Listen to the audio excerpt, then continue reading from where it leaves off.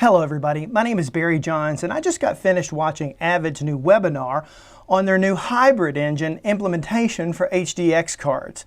As many of you know already, they came out with Pro Tools Carbon that enabled you to go back and forth or intermix native processing and be able to have DSP processing basically on demand as you need it, and then when you don't need it, you turn it off. Whereas we all know with HDX, it's kind of best to run that in full DSP mode across the board where your mixer, your routing, your plugins, everything operate off the HDX cards.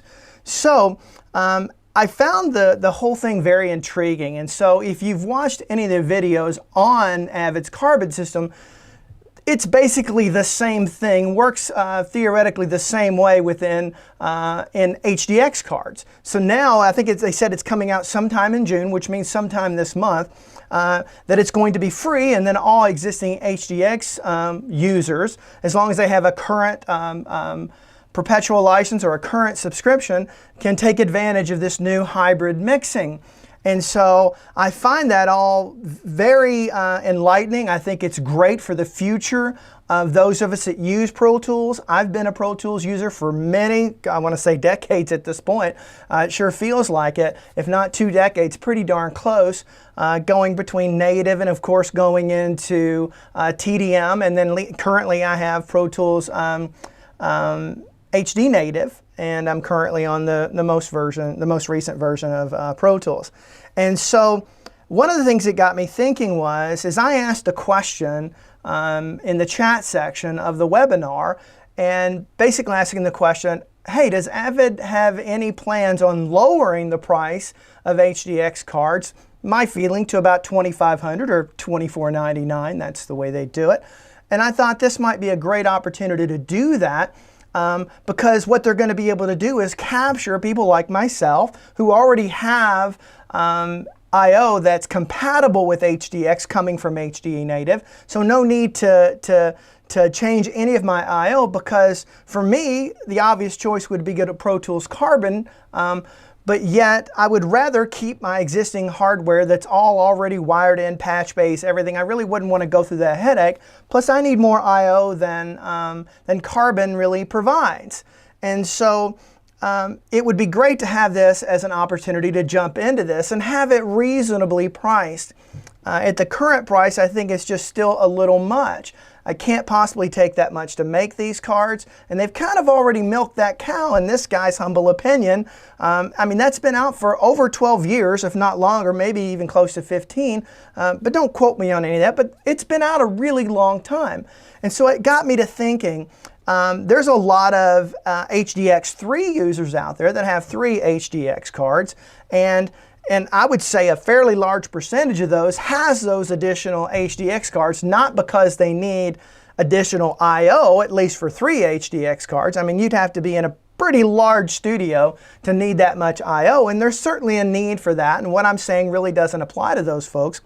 But I think a ton of HDX users are not in that situation. They have the additional cards because they want to be able to max out their sessions, want to be able to keep everything in a DSP environment, because we know that's what works the best. I mean, you can intermix native with HDX now, but it's nowhere near the same, and it's actually taking a step backwards to do so.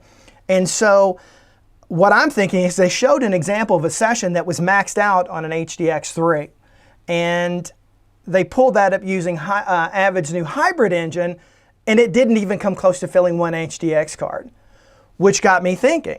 I mean, if I was setting on an HD3 or HDX3, I'm thinking TDM day, sorry, but if I was setting in a 3-card system or a 2-card system, I'd be asking myself, do I need those cards anymore?